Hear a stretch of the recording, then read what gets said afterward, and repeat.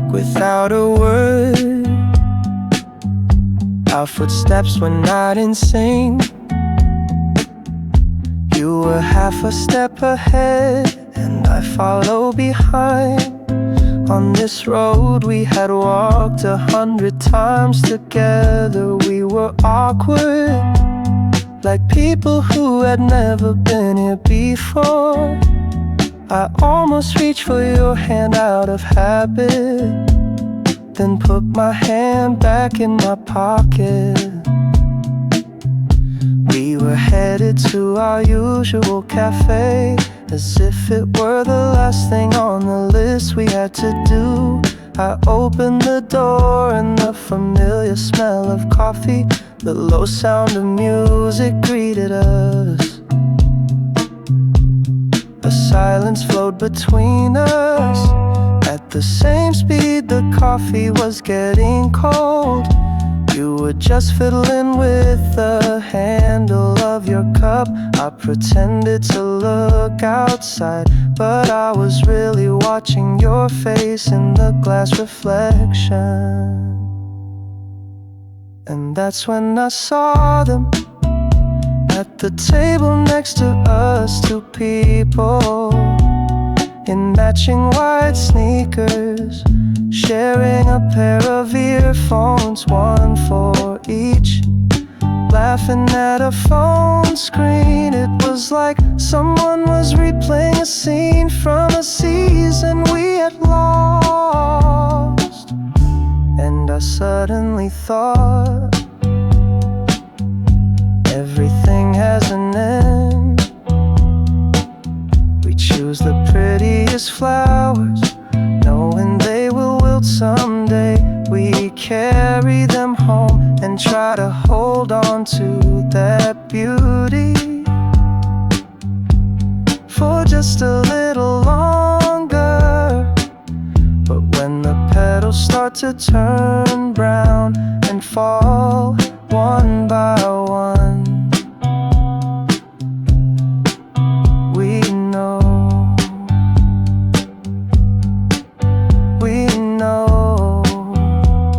it's time to let them go.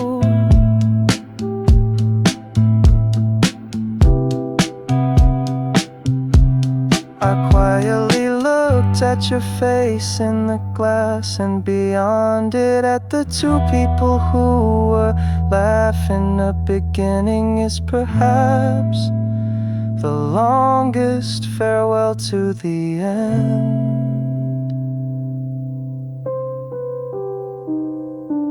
Electric.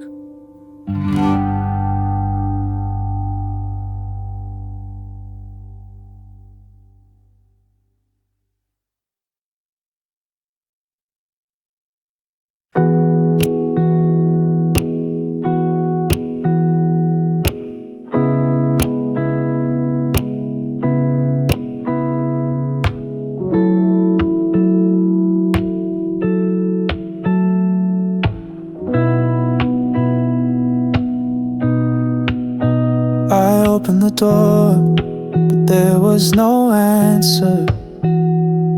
The house, with all its usual warmth gone, was dark and cold.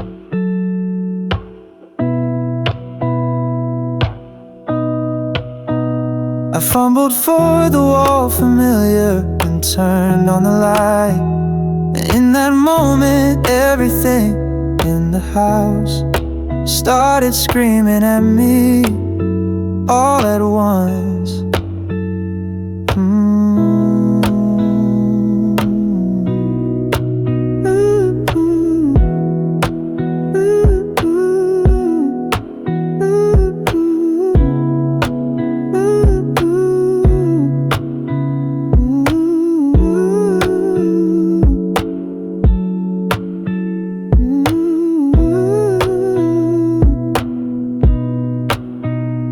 From the walls, the three cows you painted stared back at me with their large dark eyes. On the window, a pair of bluebirds unable to fly. We're facing each other, the black cat painted on the landing, as if it were alive, seemed to just watch to see where I would go. Every wall in this house, every door, every stair was speaking to me in your voice. I didn't know where to look. Your world so packed, there wasn't a single empty space. And in the middle of those loud colors, I felt the deepest silence in the world. There wasn't a place, there wasn't a trace of you, but you were nowhere.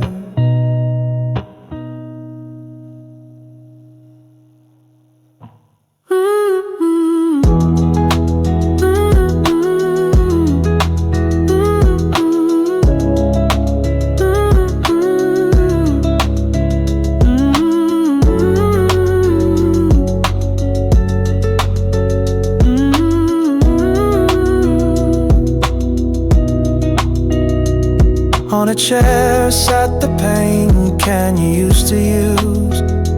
On the floor a paint stain I hadn't wiped away. It spread out like a map. Now on any wall in this house, no new color will ever be painted. No one will ever fill this empty canvas. I turn off the light, I close the door, and a thought occurs to me. Was this house always this big?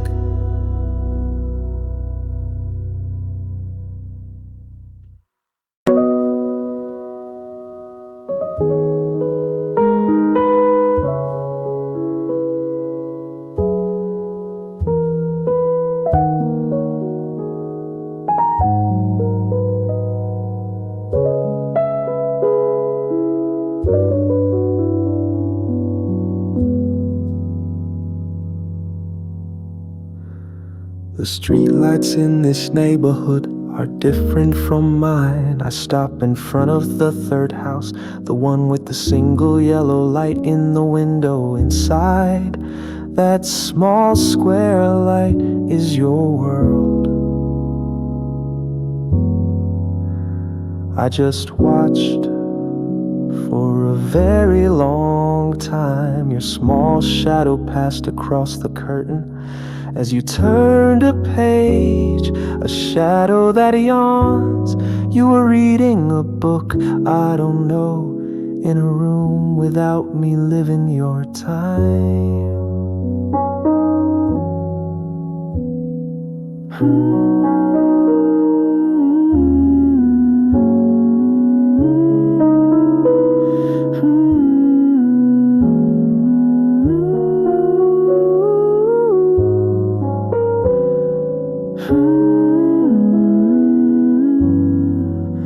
In my pocket, there was a white elephant, folded from a napkin I took from the cafe this afternoon. It was a little warm from my hand. Only after your light went out and the world fell into a deep silence did I move. I leaned against the wall, the cold touch of it. I walked without a sound and reached my hand out as far as it could go. And on your windowsill I placed the white elephant so carefully, so that it wouldn't fall.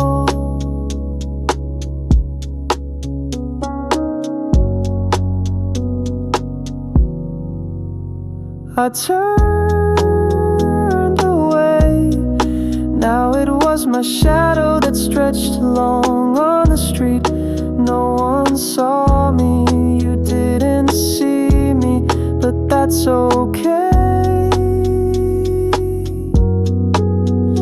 Because tomorrow morning, that small white elephant will be the only proof that I was here all night.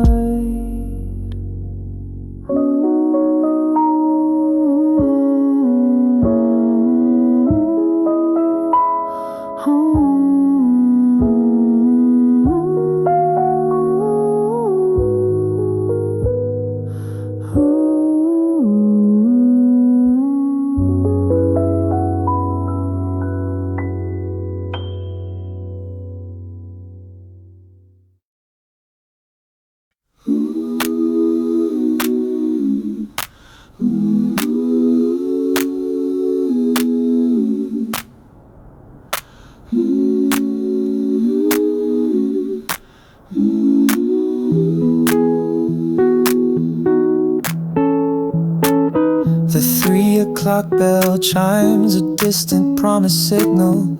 I button my coat one by one, turning the familiar street corner. The air on my cheek is cold like fingertips. The sound of gravel breaking under my feet. The park is full of the scattered laughter of children, but the bench I always take is still empty. I lean my body against a tree. The rough feel of the bark, I think, is the only thing keeping my irregular heartbeat down.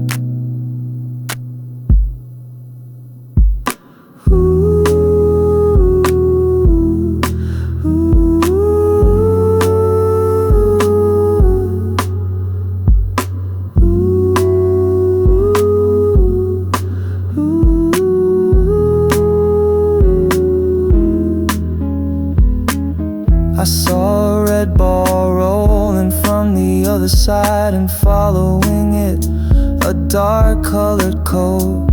The moment you turned your head to see a friend, a small smile spreading on your lips, my breath stopped for a second. The gaze I had sent toward you rearranged my world once again, with you at its center.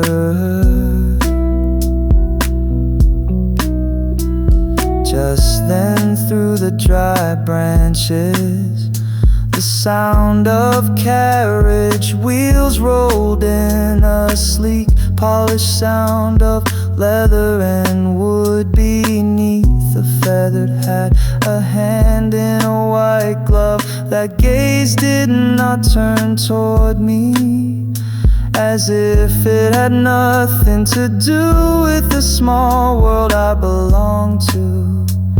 It just passed by elegantly. The noise of the carriage fades away and silence flows in again.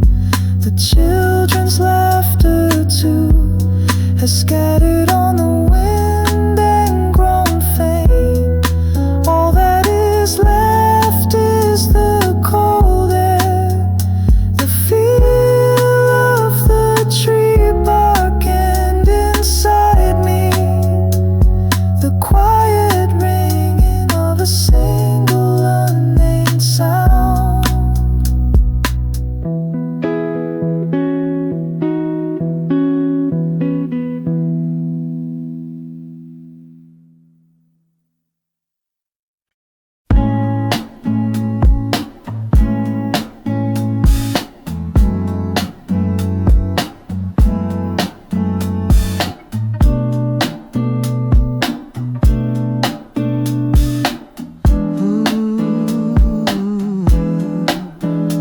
With the same hands that carried furniture, hands covered in dust, I grabbed the old ukulele.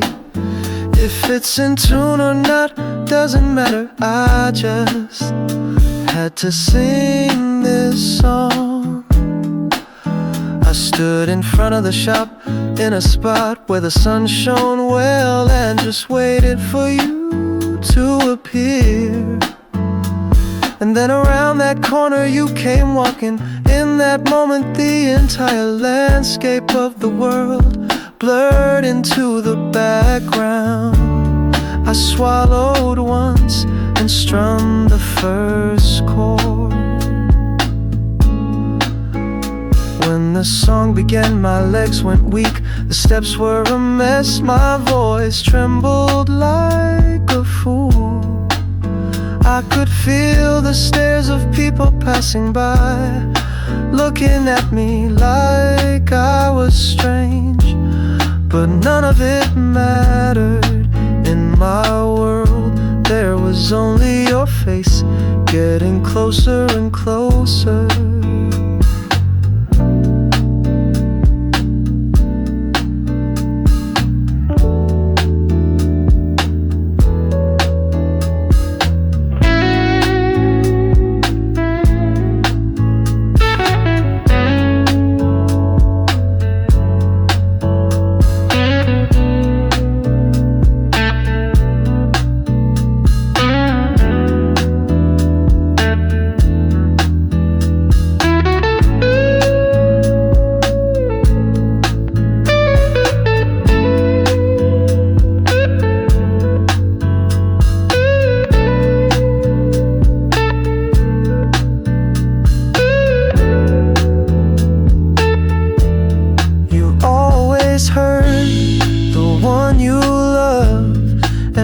Sad song, maybe one that doesn't suit us, but it was the only song I knew.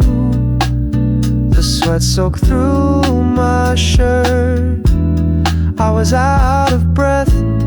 I messed up the last chord, and the song came to an awkward stop. And just like that, suddenly silence fell. I caught my breath and looked at you.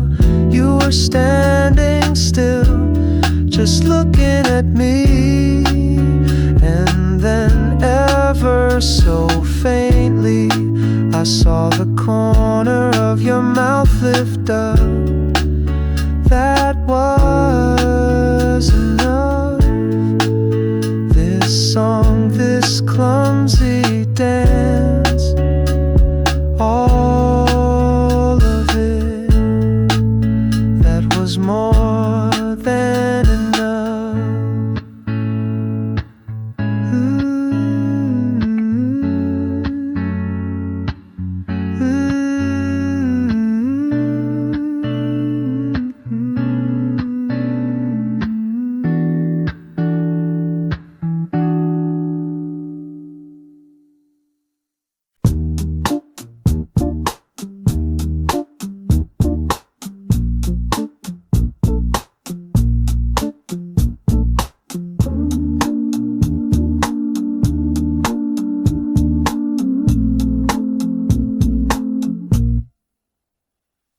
The sound of an iron wheel rolling over gravel felt like the only sound in the world.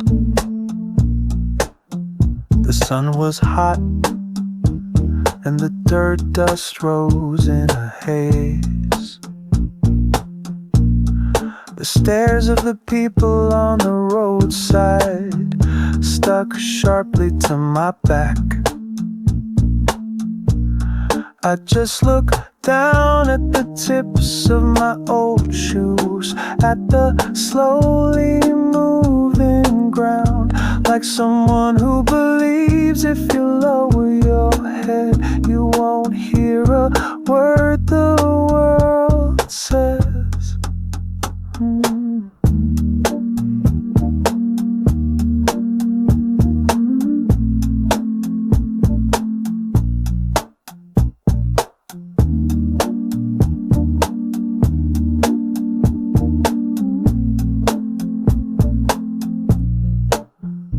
inside the creaking wheelbarrow. You said nothing behind my back. The world whispered endlessly, but between you and I, only a solid, quiet silence flowed. I thought with that silence I was building a small house just for you. A house where no stair, no word could ever enter. A house where your small back was everything. Then I saw it, to the rhythm of the jolting wheelbarrow. The toe of your old shoe was moving just a little, tap, tap, as if erasing all the noise of the world. As if only the rhythm of this creaking barrow existed. It felt like a small signal you were sending me, a kind of beat that said it's okay, that said we're going at our own pace. I said nothing, I just gripped the handles of the wheelbarrow a little tighter. The stairs behind me were still sharp, but it didn't matter anymore. I didn't lower my head, I just looked forward, matching my steps to your small rhythm. One step and then another, this was my answer.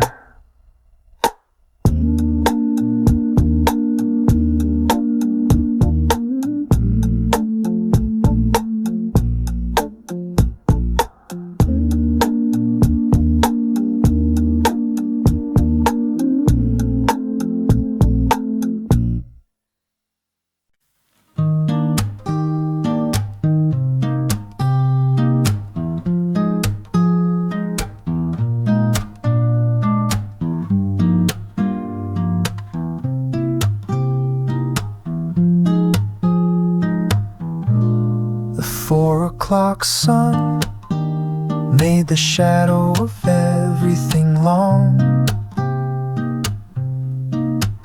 We were driving so slowly along the dry riverbed. Inside the car there was only the low hum of the engine, the faint sound of the radio leaking out, and the quiet breathing of 2 people. I watched the sunlight break on the back of my hands on the steering wheel, and sometimes I would glance at the rearview mirror. In that small rectangular mirror, there was another world. You smiling as you looked out the window, and the child looking at you as if you were a marvel. The 2 of you existed there like a scene from a silent movie. Beyond the riverbank, a long freight train passed. The child pointed at it with his finger, and you nodded for a very brief moment, your hair scattered in the wind. I looked forward again, I didn't know where this road led. I just hoped this moment wouldn't end for a very long time. The sun set, and one by one the street lights on the bridge turned on. It was time to go back. I stopped the car and turned off the ignition, and the silence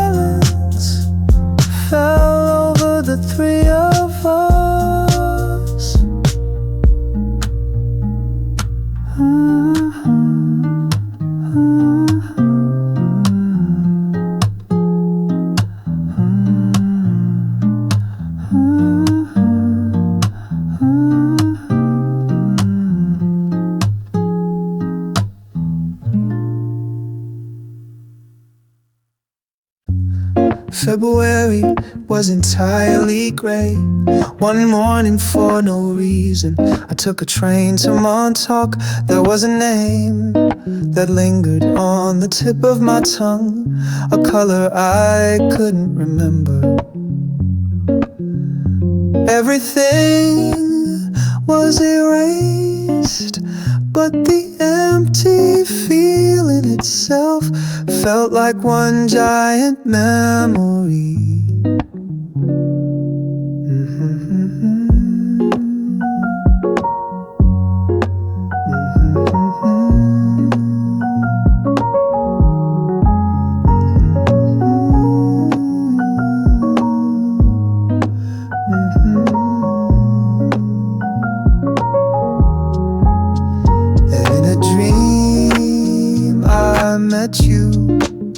You were there. Your hair was blue, and then it was orange. We were lying on the frozen lake of the Charles River. I was screaming, please, just let me keep this one. But my voice made no sound, and cracks began to form across your face.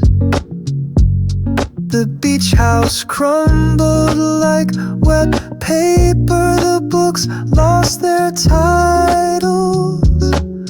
I was desperately holding on to your fading hand.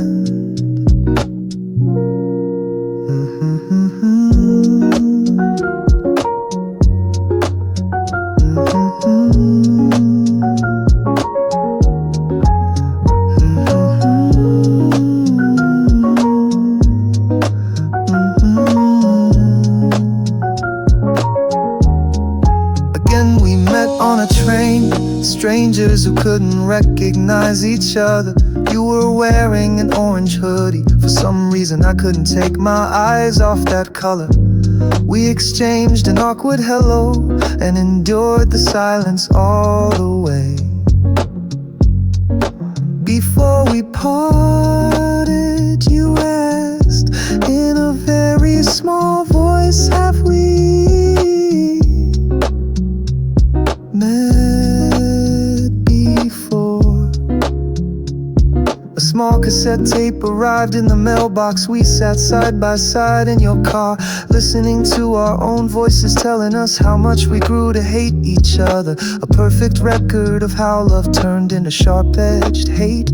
Terrible things were recorded. The tape stopped and a very long heavy silence filled the car. You looked at me and said, I'm a mess, you'll only see my flaws. I looked at you, knowing all your scars, all the pain we'd been through, and all the suffering that was yet to come. There was nothing I disliked. Okay, you said, and I answered back, okay.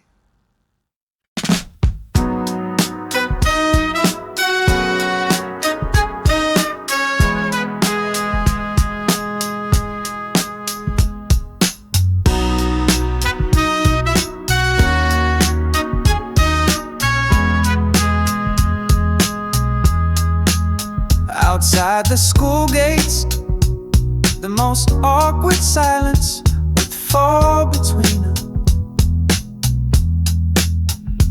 When the loud laughter of other kids faded past us, we would get on our bikes, side by side. A daily routine that had now become something like a ritual.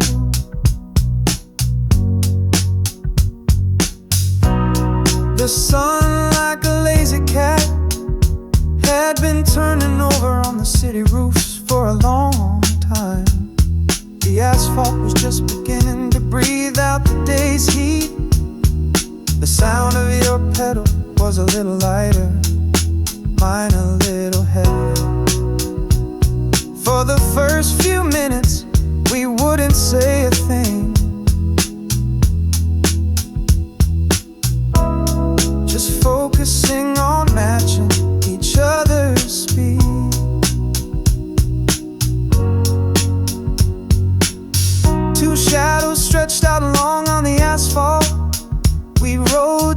side by side, but our shadows never once touched. Just kept a proper distance, sliding down the road. That gap, I couldn't look at it with my eyes, so I would often check it through our shadows. For just a moment I found the courage to turn my head. The wind scattered your sweat-dampened hair, and you hummed a song, not even knowing I was looking.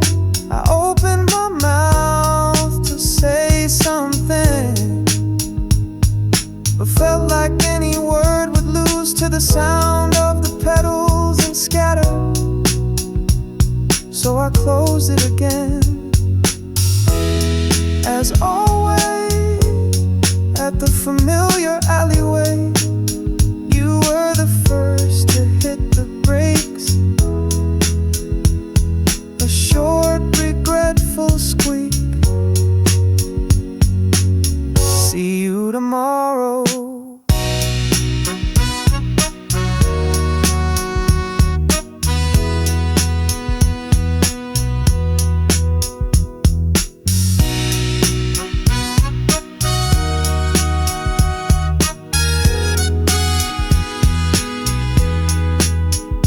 That one promise became the only reason I would take this road again tomorrow. I just nodded. I watched your back disappear completely into the dark, until even the last shadow was erased. And then I pedaled again.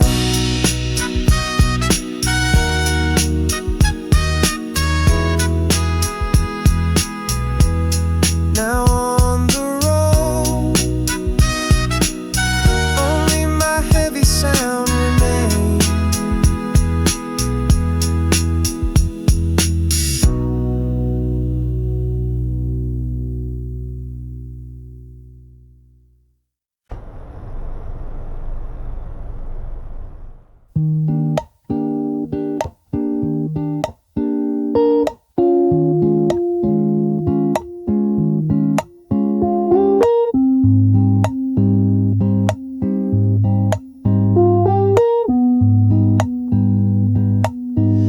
In the night sky, enormous flowers bloomed and withered over and over, red and then blue.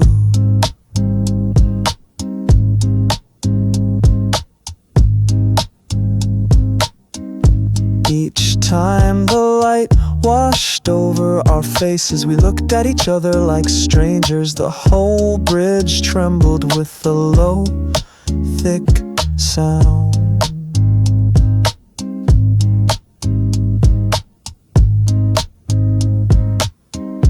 You were holding an empty wine bottle like a microphone, and in a world with no music, you were dancing your own steps.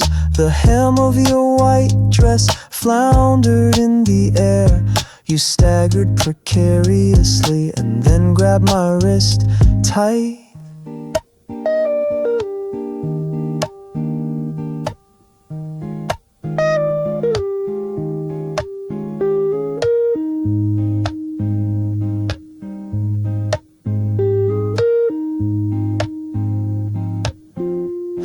We started to spin, all the noise and all the light of the world spun violently around us. I think I might have heard you laugh, or maybe it was a scream.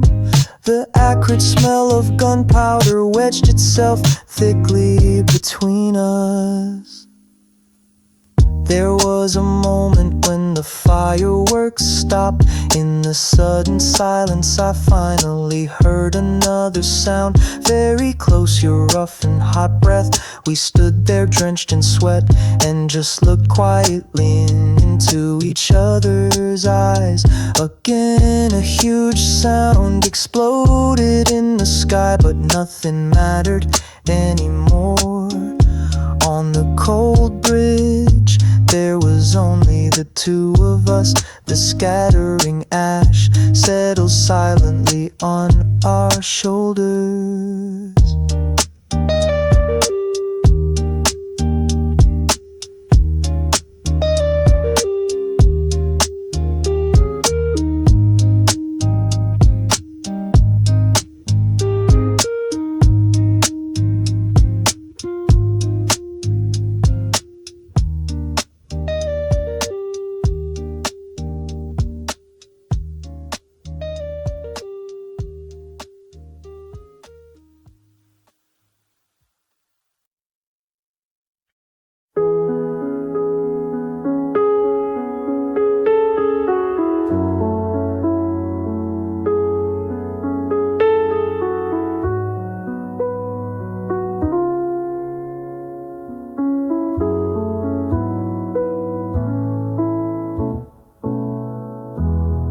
The night air of a strange city, the sound of the taxi door closing felt especially loud across the street. The sign with your name on it was giving off a warm light. Thump, it felt like my heart had arrived first. I paused to catch my breath, as if before ringing a doorbell.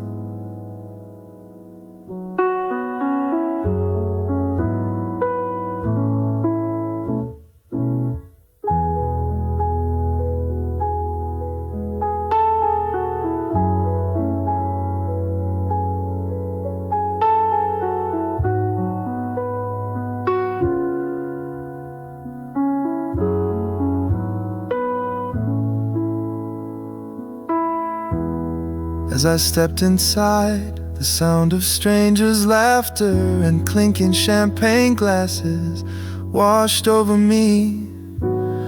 Beyond all that noise, you, the owner of today, was standing there, surrounded by people smiling brightly. For a very long time, I just stood in that spot and watched you. And then I started walking, one step and then another. Each time I passed through the people, countless scenes flashed past me. The dance party at 18, the airport in the rain, the stiff face I saw at my wedding. I was pushing through all of that time, heading towards you. Now I will not get lost anymore.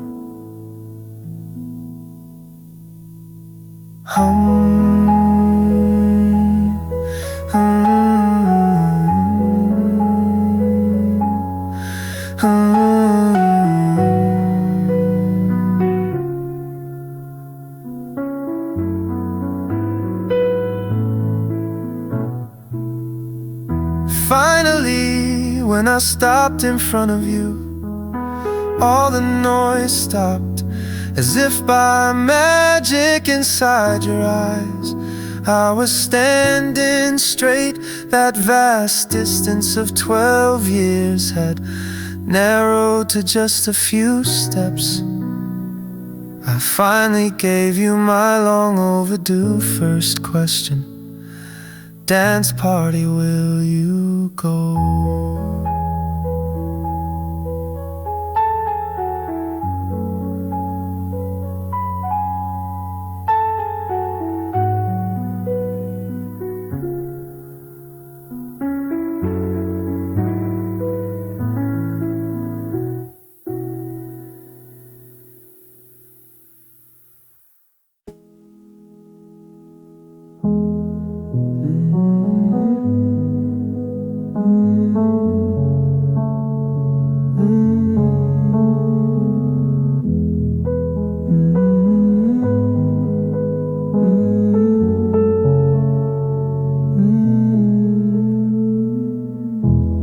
I came home today to the house without you.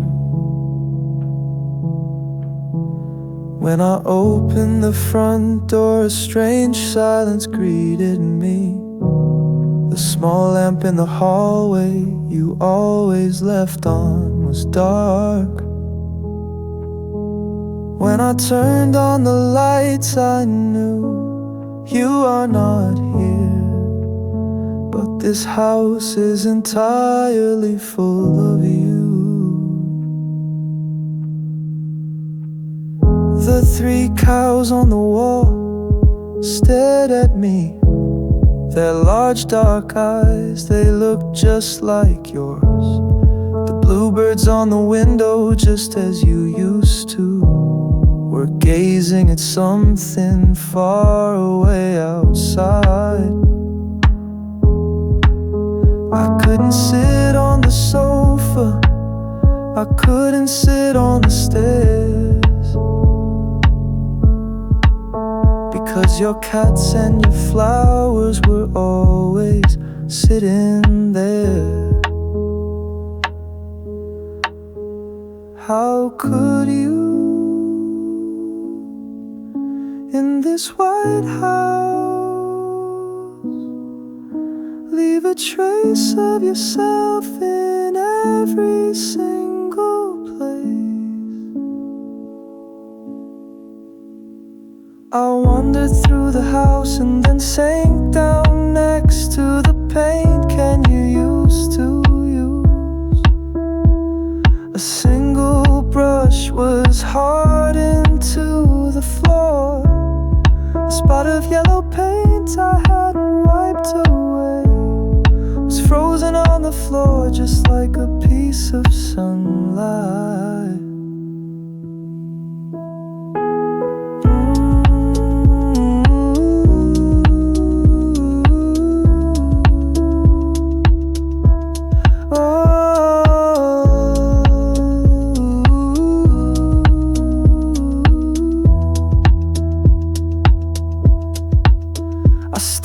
Down at that cold sunlight for a long time. All the colors of this house were made by you.